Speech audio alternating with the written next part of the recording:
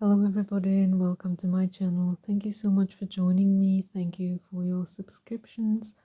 I hope that these messages will inspire you or maybe bring you to a space of deeper questioning or journaling, anything that you need right now in this moment.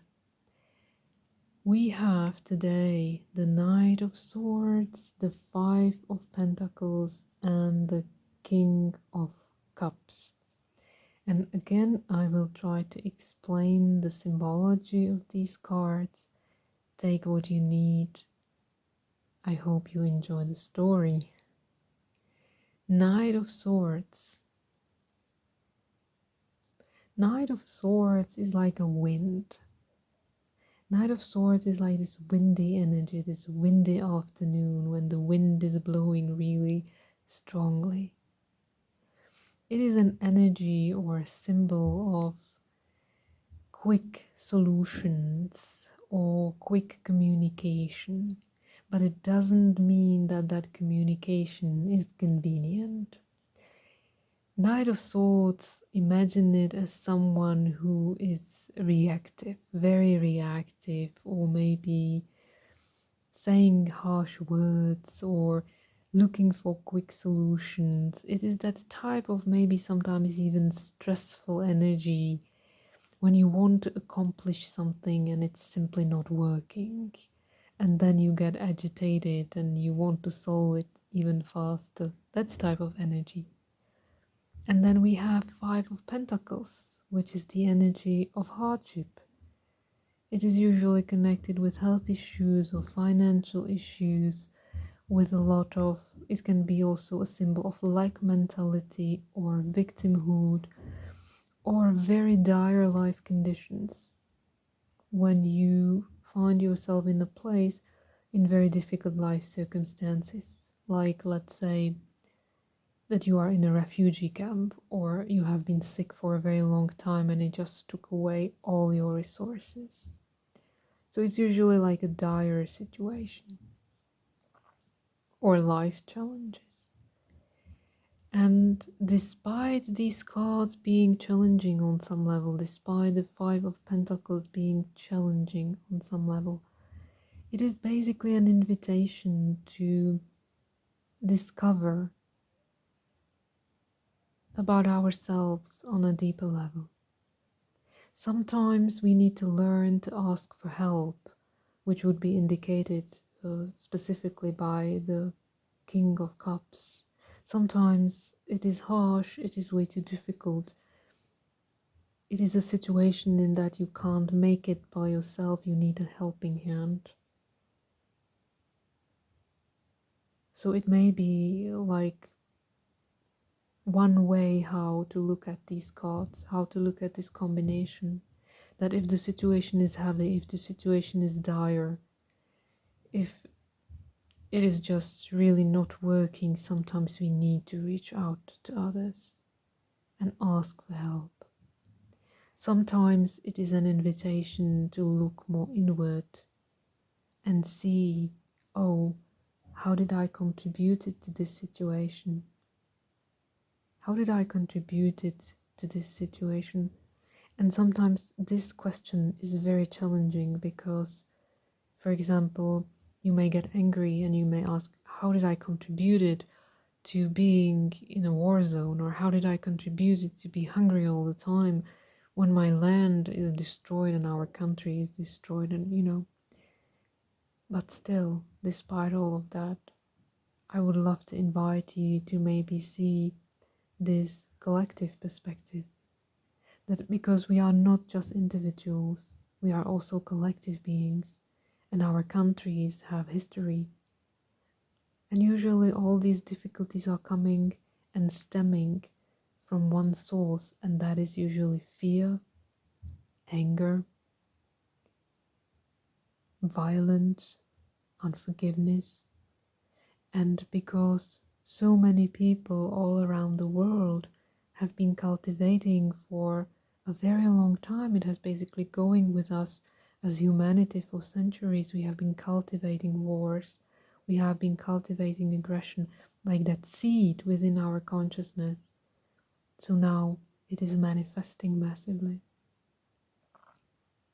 And it is basically an invitation to, no matter how hard it is, to turn back to God, which is something beautiful about the Five of Pentacles, because these beggars, their situation is very difficult. It is winter, their clothes is torn, they have no food, no money, this man looks sick, this woman doesn't even have shoes. It's very bad. But still they do not see the light from the window, coming from the window of the church. Yeah. So it is also about learning to really look again back to God, back to this source of love, back to the source of love, back to these spiritual resources as well. Praying for help and allowing to receive help, which is basically the King of Cups. King of Cups is this beautiful, loving energy of, it can even be understood as fatherly energy that is embracing life with compassion, with empathy. It may be a therapist as well, a symbol of therapist. It may be a father figure, loving. It is basically any type of this loving, nourishing energy that can embrace that hardship. It is also a symbol, you can perceive it as a monk energy, that loving kindness energy that is bringing a lot of compassion towards suffering. So it is basically also an invitation to continue our prayers, to continue your prayers if you find yourself in that situation, and your practice to dissolve maybe these strong negative emotions and to start embracing your suffering with love and empathy. Yeah. These beautiful teachings of Thich Nhat Hanh, Master Thai from Plum Village. I find his teachings very soothing. So if your situation is very hard, maybe you can start there with his teachings, and also asking for help may be really good. And then embracing that situation and understanding that it will also pass. It will get better. What I would encourage you to step aside or step away is this energy, the Knight of Swords. Because basically the Knight of Swords is an energy that wants to resolve things quickly. But if there is a deep suffering, if there is a deep pain, if you bring this type of energy into it, it will create chaos. Somebody fighting for something again. Somebody looking for quick resolutions and creating even more pain. That's that sense of it.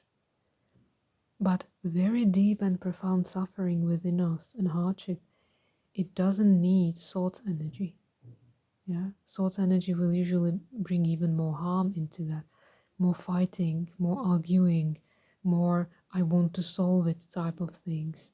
That's not what is needed in deep suffering. In deep suffering, what is needed is listening, deep listening, kindness, compassion. Because only in that space of deep listening, love, compassion, you can find solutions that will work, and not solutions that will eventually make it worse or create more harm or create more pain. So there is also like this universal guidance for all of us.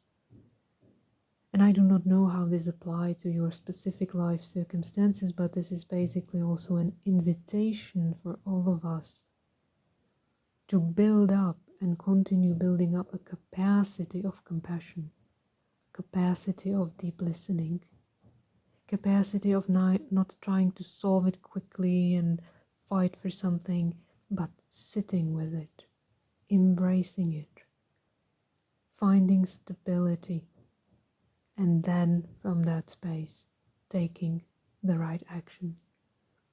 This is like very healing. It's a very healing combination.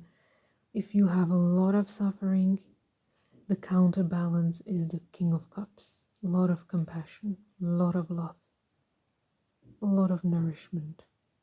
And then these wounds can start healing.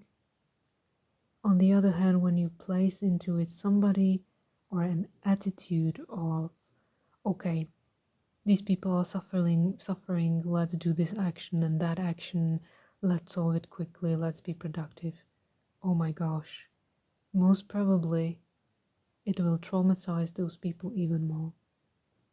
And I know it from my experience of healing trauma, very deep traumas. This is how trauma works. It's not about quick resolutions and talking and fighting for something. It is about nourishing it with love.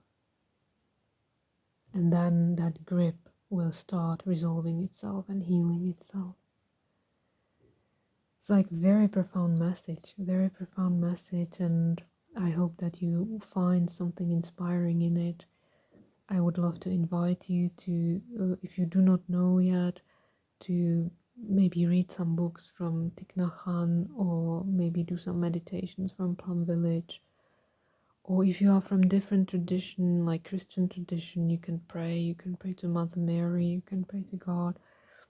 Yeah, wherever you find yourself in regards of that expression of spirituality, it is about that aspect of praying and kindness and forgiveness, these type of qualities.